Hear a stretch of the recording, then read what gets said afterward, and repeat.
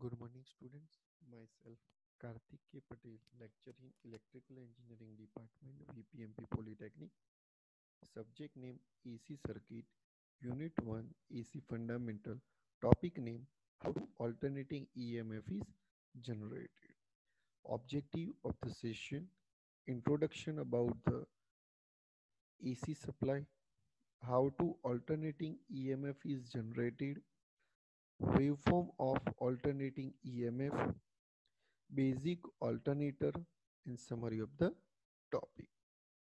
Now the first question is arise, what is a DC and AC? What is the difference between DC supply and AC supply? The definition of DC is the magnitude and direction does not change with respect to time is known as DC supply. What do we mean by the AC? The magnitude and direction both changes with respect to time is known as a alternating current, that means AC. What is the full form of DC? Direct current. What is the full form of AC? Alternating current. You see in the screen both the waveform of DC waveform and AC waveform. First figure is, see that the DC waveform, the magnitude and direction are constant, changing with time. And in figure 2, AC waveform, the magnitude and direction changes with respect to time. So that this is the difference between AC and DC. Now, introduction. Electrical energy used in our home, offices, shops, factories, industries is in form of AC. Okay. In AC supply, the magnitude and direction both changes with respect to time.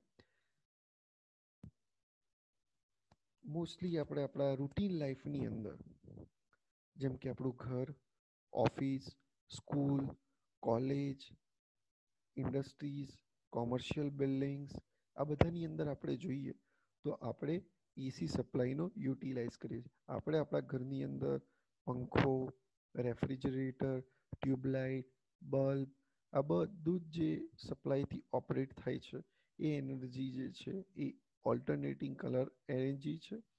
અને આ એનર્જીની value અને એની direction એ બંને ટાઈમની સાથે બદલાય છે. એટલે આપણે આકૃતિની અંદર જોઈએ તો ડાયરેક્ટ કરંટ જે બેટરી અને રેઝિસ્ટન્સ સાથે કનેક્ટ છે, એવી જ રીતે એસી સપ્લાય કે જે ઓલ્ટરનેટિંગ કરંટની સાથે રેઝિસ્ટન્સ ફિક્સ છે.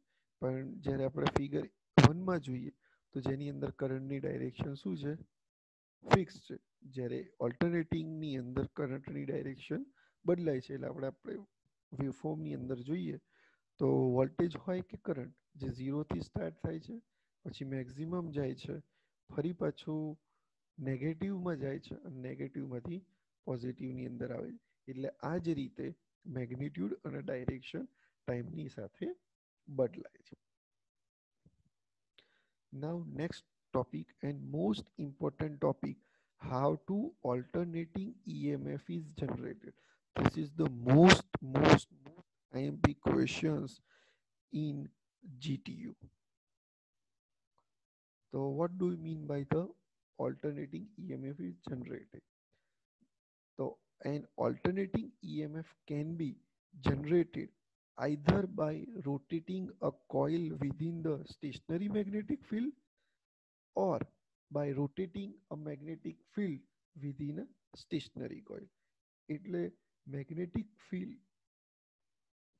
EMF, જે આપણું EMF કઈ રીતે જનરેટ થાય છે તો એ બે રીતે થઈ શકે એકોર્ડિંગ ટુ ધ ફેરાડેઝ લો કે મેગ્નેટિક ફિલ્ડ સ્ટેડી હોય અને આપણે કોઇલને રોટેટ કરીએ અથવા કોઇલ ફિક્સ હોય અને મેગ્નેટિક ફિલ્ડને રોટેટ કરીએ. આ બે કારણોથી EMF જનરેટ થઈ શકે છે. The magnitude of the EMF generated in a coil is depends on number of turns.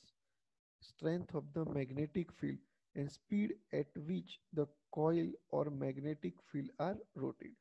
કે આ જે EMF જનરેટ થાય છે એની વેલ્યુ શેના ઉપર ડિપેન્ડ છે?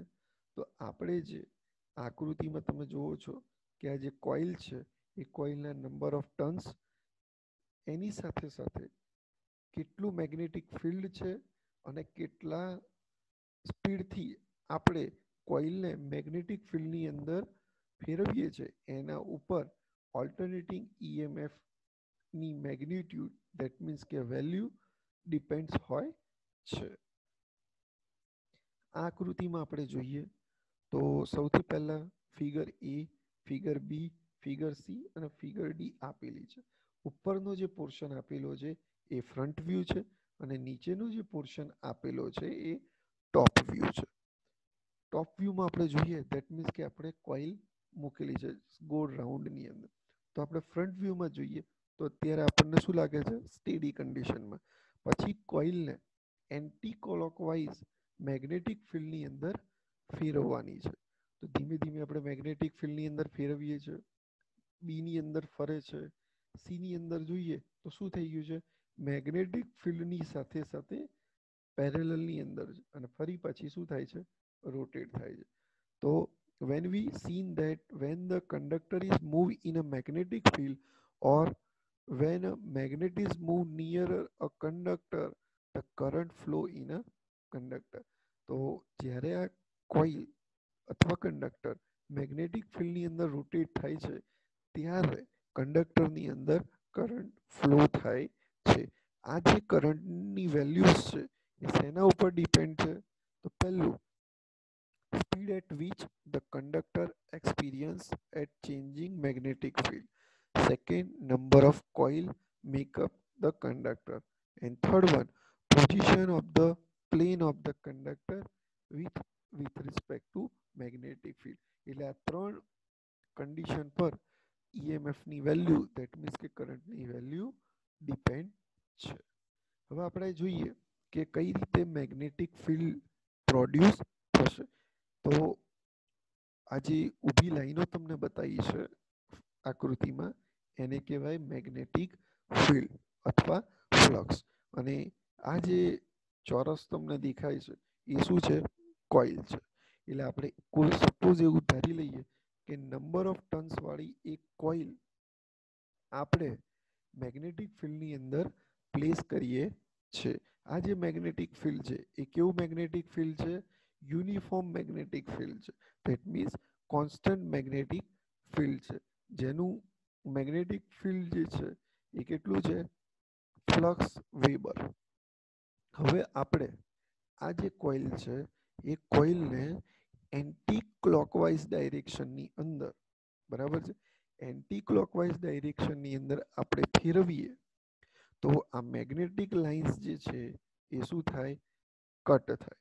જ્યારે મેગ્નેટિક લાઇન્સ કટ થાય ત્યારે આની અંદર જે ફ્લક્સ જે છે, બરાબર છે, મેગ્નેટિક ફિલ્ડની અંદર જે ફ્લક્સ છે એ લિંક થાય છે આ કોઇલ સાથે, બરાબર છે. એટલે આપણે એન્ટી ક્લોકવાઇઝ ડાયરેક્શનની અંદર એક્સ એક્સિસ હોય એટલે 0, પછી એની ઉપર આવે 90 ડિગ્રી, ફરી પાછું 180 ડિગ્રી, ફરી પાછું 270 degree and then after 360 degree. આ રીતે કોઇલને એન્ટી ક્લોકવાઇઝ ડાયરેક્શનની અંદર ફેરવવામાં આવે ત્યારે આ મેગ્નેટિક લાઇન્સ જે છે એ કટ થાય છે અને એના કારણે કોઇલની અંદર ફ્લક્સ લિંક થાય છે અને ફેરાડેઝ લો પ્રમાણે કોઇલની અંદર EMF જનરેટ થાય છે.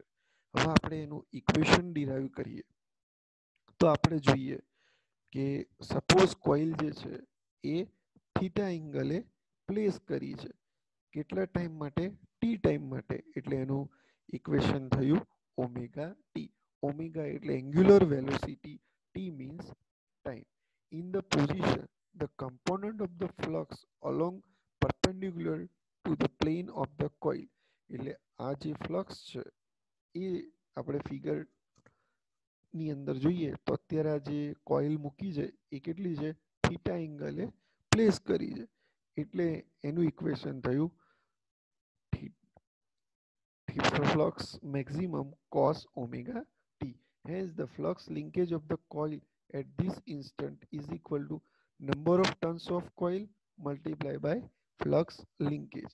એટલે આ જે નંબર ઓફ ટર્ન્સ, તો આપણું ટોટલ ફ્લક્સ કેટલું થાય? n multiply by flux linkage. તો કેટલું ફ્લક્સ લિંકેજ થાય છે? Theta flux maximum cos omega t જેટલું. અહીંયા આપણે કોસ થીટાની જગ્યાએ શું લખ્યું છે? Omega T. ઓમેગા ટી શું છે? ડિગ્રીને રેડિયનની અંદર ડિસ્પ્લે કરે છે. Since the EMF induced in a coil equal to the rate of change of flux linkage with the sign. આ શું બતાવે છે તમને? According to the Faraday's law. એટલે હવે આપણે EMF according to the Faraday's law equation લઈએ તો E is equal to minus d∅/dt n∅. 5 ની જગ્યાએ આપણે લખીએ છીએ 5 મેક્સિમમ કોસ ઓમેગા ટી. હવે n અને મેક્સિમમ ફ્લક્સ એ કોન્સ્ટન્ટ કહેવાય, એટલે આપણે એને આઉટસાઇડ કરીએ તો મેક્સિમમ ફ્લક્સ n d/dt બ્રેકેટમાં માઇનસ કોસ ઓમેગા ટી. હવે આપણે આનું ડિફરન્શિએટ કરવાનું છે, તો ડિફરન્શિએટ કરીએ તો માઇનસ કોસ જે છે એનું ડિફરન્શિએટ શું થાય? સાઇન. એટલે આપણે અહીંયા સાઇન કર્યું એટલે સાઇન ઓમેગા ટી, અને ઓમેગા ટી નું ડિફરન્શિએટ થાય ડીટી જોડે ઓમેગા, એટલે નવું ઇક્વેશન બન્યું flux maximum n omega sine omega t. હવે આપણે omega T is equal two જો 0 લઈએ તો sine omega T is equal two શું થાય? 0. તો ફ્લક્સ આપણું ઈએમએફ શું થઈ જાય? 0. Omega T is equal two suppose આપણે શું લઈએ? π/2, એટલે સાઇન π/2 થઈ જાય, એટલે શું થઈ જાય? 1. તો ત્યારે ઈએમએફ ની વેલ્યુ કેટલી થાય? મેક્સિમમ થાય. એટલે omega T is equal two જો 0 લઈએ તો ઈએમએફ શું થાય? 0. અને જ્યારે ઓમેગા ટી ની વેલ્યુ π/2 એટલે કે 90 ડિગ્રી લઈએ એટલે વેલ્યુ શું થાય? મેક્સિમમ. બરાબર છે? એટલે આપણે flux maximum n omega T ની જગ્યાએ આપણે શું લખીશું હવે? E maximum. એટલે છેલ્લે ફાઇનલ ઇક્વેશન શું થયું? E is equal two E maximum sine omega T. એટલે આકૃતિમાં તમને વેવફોર્મ દર્શાવ્યું છે જેની અંદર E મેક્સિમમ લખેલું છે. એટલે તમે આ વેવફોર્મ જુઓ તેની અંદર પ્લસ ભાગમાં અથવા માઇનસ ભાગમાં, તો E મેક્સિમમ ખાલી એક જ પોઈન્ટ ઉપર આવે છે, જેમાં number of turns, angular velocity અને ફ્લક્સ તમારું શું હોય છે? મેક્સિમમ. એ ક્યારે હોય છે? π/2, એટલે કે 90 ડિગ્રી જ્યારે હોય ત્યારે ફ્લક્સ તમારું મેક્સિમમ હોય છે. એટલે આ જે તમારું વેવફોર્મ છે એ વેવફોર્મને કયો વેવફોર્મ કહેવામાં આવે છે? Sinusoidal EMF waveform. કારણ કે જનરેટેડ ઈએમએફ અને ટાઈમની એક્રોસમાં આ ગ્રાફ ડ્રો કરેલો છે, અને આ જે ગ્રાફ ડ્રો કર્યો છે એ sine 0, sine 1, sine 2, sine 3, sine 4 એ દરેક વેલ્યુને પુટ કરીને આ ગ્રાફ પ્લોટ કરવામાં આવ્યો છે, જે ગ્રાફ સાઇનોસોઇડલ વેવફોર્મ જેવો દેખાય છે. એટલે જનરેટેડ ઈએમએફના વેવફોર્મને સાઇનોસોઇડલ વેવફોર્મ કહેવામાં આવે છે. એટલે એક્ઝામની અંદર પૂછાય તો સૌથી પહેલા ફિગર ડ્રો કરવાની, ફિગરનું એક્સપ્લેનેશન આપવાનું, અને એની પછી આ ઇક્વેશનને ડિરાઈવ કરીને E is equal two EM sine omega T, આ તમારું ફાઇનલ ઇક્વેશન ડિરાઈવ થાય છે. એટલે હાઉ ટુ જનરેટ ઈએમએફ જે છે એ according to the Faraday's law of electromagnetic induction પ્રમાણે આપણે ડિરાઈવ કરીને ઈએમએફનું ઇક્વેશન ડિરાઈવ કરીએ છીએ. અને આ જે સપ્લાય છે એ કયો સપ્લાય છે? Alternating current. તે આકૃતિમાં તમે જુઓ તો એની અંદર મેગ્નિટ્યુડ સમયની સાથે બદલાય છે. બદલાય છે એની સાથે સાથે શું થાય છે? ડાયરેક્શન પણ બદલાય છે. પ્લસ ડાયરેક્શનમાંથી ક્યાં જાય છે? માઇનસ ડાયરેક્શનની અંદર જાય છે. એથી આ જે સાઇનોસોઇડલ વેવફોર્મ છે જેને આપણે શું કહીએ છીએ? Alternating generated EMF. Now, waveform of alternating EMF. તો આ ઓલ્ટરનેટિંગ EMF ને આપણા સ્લોટની અંદર ડિગ્રીની અંદર કે કંડક્ટર જ્યારે મેગ્નેટિક ફિલ્ડની અંદર મૂવ થાય ત્યારે 0, 45, 90, 135, 180, 250, 15, 270, 315 અને 360. જ્યારે જ્યારે આપણે મેગ્નેટિક ફિલ્ડની અંદર કોઇલને આપણે રોટેટ કરીએ છીએ, અત્યારે તમે જુઓ આ પહેલામાં એ પોઈન્ટ આગળ એ ડેશમાં કે એન અને એસની વચ્ચે કોઇલ જે આપણે રાખી છે એ અત્યારે સ્ટેડી છે. પછી 45 એંગલે જ્યારે પહોંચે છે, જ્યારે 90 એંગલે પહોંચે છે, જ્યારે 135 એંગલે પહોંચે છે, 180 એંગલે પહોંચે છે, તો 0, 180 અને 370 ત્યારે કોઇલ શું હોય છે એની એ જ પોઝિશનની અંદર હોય છે. એટલે આ રીતે તમારો ગ્રાફ જે છે એ પ્લોટ થાય છે અને એની સાથે કોઇલની પોઝિશન ઉપરની સાઈડ બતાવવામાં આવી છે. તો આકૃતિમાં આપણે જોઈએ તો તમારી આ કોઇલ જે છે એ ધીમે રહીને એંગલ જ્યારે જ્યારે બદલે એ જ પ્રમાણે તમારો વેવફોર્મ શું થાય છે, પ્લેસ થાય છે. અને એની સાથે તમારું ઈએમએફનું ઇક્વેશન શું છે, E is equal to E maximum sin omega T અથવા sin થીટા. અને થીટા જે છે એ 45, 90, 135, 180, 215, 270, 360 આ રીતે પ્લેસ કરીને સાઇનોસોઇડલ વેવફોર્મ બને છે. એથી આ કર્વને આપણે શું કહીએ છીએ, સાઇન વેવ. બેઝિક ઓલ્ટરનેટર જે how to generate the EMF ઉપરથી કઈ રીતે ઇલેક્ટ્રિસિટી પ્રોડ્યુસ થાય, તો તમે અહીંયા આકૃતિમાં જુઓ છો કે બે પરમનન્ટ મેગ્નેટ પ્લેસ કર્યા છે એન અને એસ. એની વચ્ચે આપણે એક કોઇલ રાખી છે. કોઇલની સાથે આ એક બલ્બ આપણે કનેક્ટ કરેલો છે અને આ જે કોઇલને ફેરવવા માટે એક હેન્ડલ આપેલું છે. જ્યારે આપણે હેન્ડલ એન્ટી ક્લોકવાઇઝ ડાયરેક્શનમાં ફેરવીશું ત્યારે આ બે મેગ્નેટ વચ્ચેનું મેગ્નેટિક ફિલ્ડ શું થશે, કટ થશે.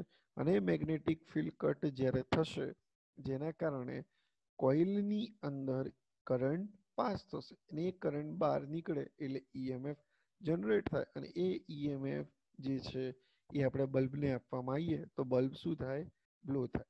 અને આ જે કોઇલમાંથી સપ્લાય જે બહાર કાઢવાનો છે એના માટે આપણે કાર્બન બ્રશનો યુટિલાઇઝ કરીએ છીએ. અને એ કાર્બન બ્રશ એની ઉપર ફિટ કરવામાં આવે છે, સ્લીપ રિંગ ઉપર ફિટ કરવામાં આવે છે. એટલે આ જે સિસ્ટમ પ્લેસ કરી છે જેને આપણે શું કહીએ છીએ, એસી જનરેટર. બે મેગ્નેટિક ફિલ્ડની વચ્ચે કોઇલ પ્લેસ કરી છે, આ મિકેનિકલ હેન્ડલ પ્રોવાઈડ કર્યું છે, આ સ્લીપ રિંગ મૂકી છે, એની સાથે આ બ્રશ છે અને બ્રશની સાથે આઉટપુટની અંદર બે વાયર કાઢ્યા છે જે બલ્બ સાથે કનેક્ટેડ છે. એસી સપ્લાયની અંદર પ્લસ અને માઇનસ સાઇન જોવામાં આવતી નથી કારણ કે એ સમય સાથે શું છે, બદલાય છે. એટલે આ બેઝિક ઓલ્ટરનેટર કહેવાય કે જે કઈ રીતે ઇલેક્ટ્રિસિટી પ્રોડ્યુસ થાય છે એ તમને બતાવે છે. તો આપણે આજે આ સેશનની અંદર કયા કયા પોઈન્ટ કવર કર્યા. પહેલું તો introduction about the AC and DC, difference between AC and DC, how to alternating EMF is generated and derive the equation for the EMF. E is equal to EM sin omega t. Then after waveform of the alternating EMF, basic alternator નું construction, આ આપણે points cover કર્યા. Thank you very much.